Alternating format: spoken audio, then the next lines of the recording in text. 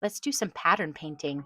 Hi, my name is Sarah, and in today's watercolor tutorial, I'm going to show you how I take inspiration from random places and do a cute painting about it. So today I'm going to be looking at the fabric on my bathrobe. This is a bathrobe that my mom made me, and this classic like white and blue flower pattern is so cute. All right, let's make some color. So this ultramarine blue is pretty, but I kind of want it a little muted. I added some Naples yellow, and that's a little too green. So I'm going to add in a little bit of kind of peachy pink. And this kind of purpley color is perfect. So I'm going to mix a little bit more of that. Guys, I forgot to record when I started this. So let's pretend I'm starting right now. I am going to be doing the same technique over and over, but just in different iterations.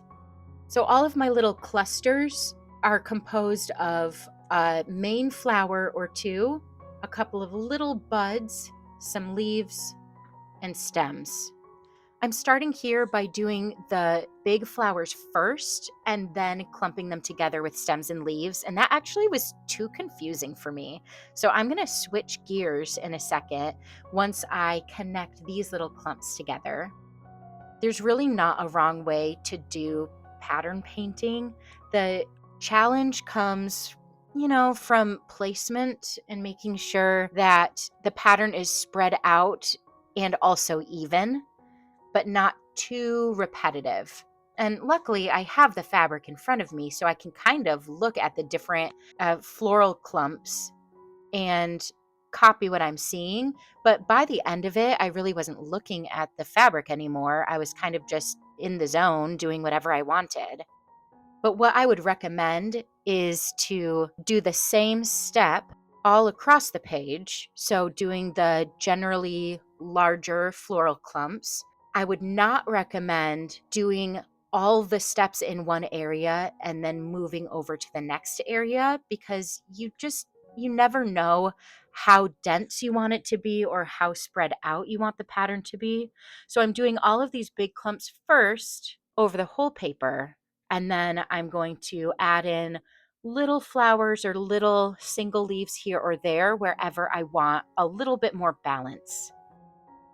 Usually I like to paint full landscapes, but I thought this would be really cute for spring. All of the flowers in my garden and the neighborhood are popping up. It's tulip season and daffodils, and I love painting flowers.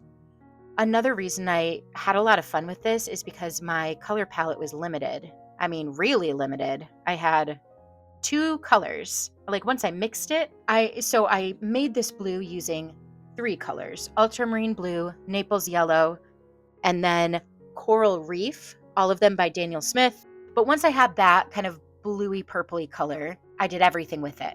So we're reducing the amount of decisions I have to make in the moment. We're also reducing the decisions because I'm doing a repeated pattern.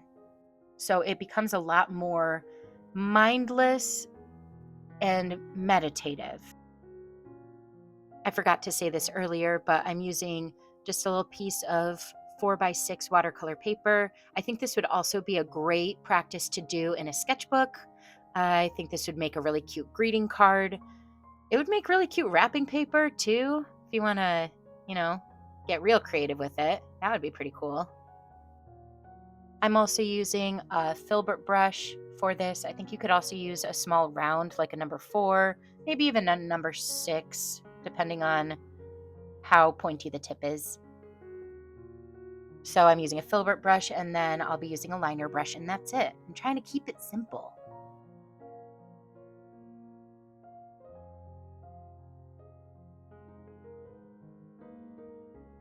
Other places I would go to find a pattern to repeat: clothing.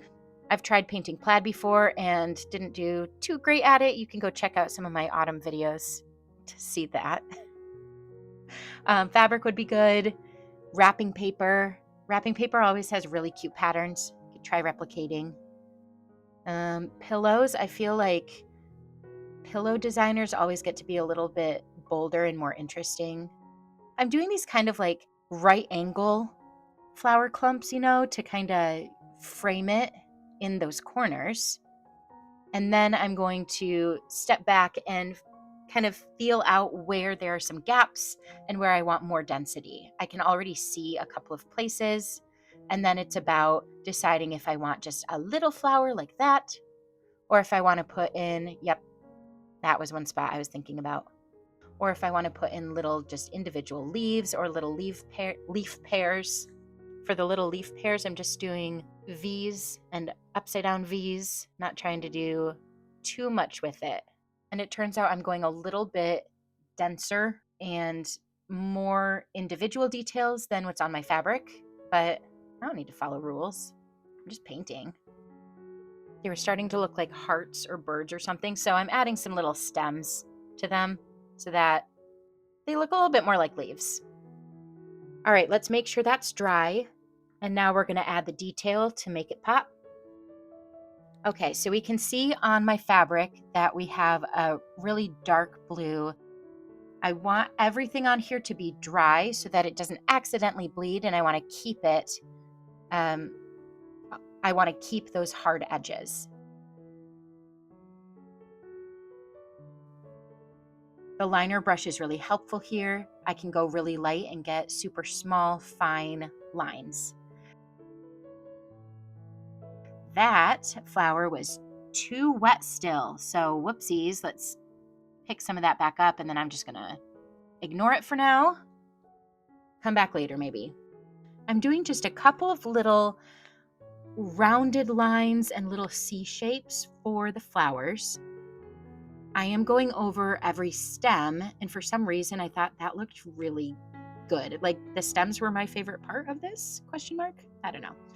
And then for the leaves, I'm just doing a single dot or line for the vein. So again, I'm not having to make a ton of decisions. The biggest decisions I'm making are on the flowers, how much little shading and detail I want to put. I don't know, are these roses? On the roses. But every other decision is made for me, for the stems and for the leaves. So with these flowers, I'm starting with a dot in the center and then some little C curve lines that get bigger the farther out I go.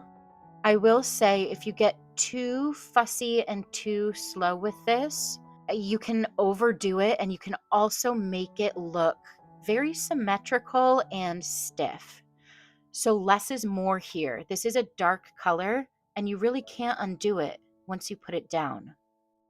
So I'm talking to you, perfectionists.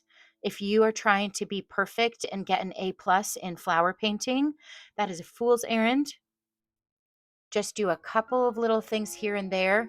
Let the spirit move you, and then move on. You can always come back and add more detail, but it's taken the joy out of it if you're agonizing over getting it to look absolutely perfect.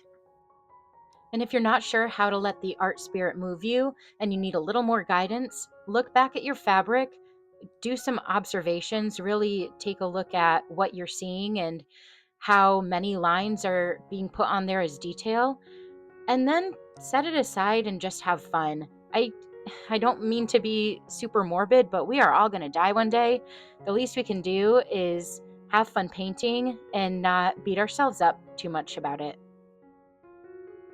One thing I'm noticing is as the dark paint dries on my palette, that means that water is evaporating. And so what I'm left with is actually a darker paint. It ends up being a little bit thicker. And so then it doesn't dry quite as light because it's less water that is evaporating. So what that means is that some of my dark detail is going to be darker on some of the flower clumps and a little lighter on some of the others. Those are the ones that I started with earlier that had more water, and so it's dried lighter. All right, so we're going to go back over just a couple of these. I'm really emphasizing those stems. It looks super cute. Makes me think of like a China pattern or something. There we go.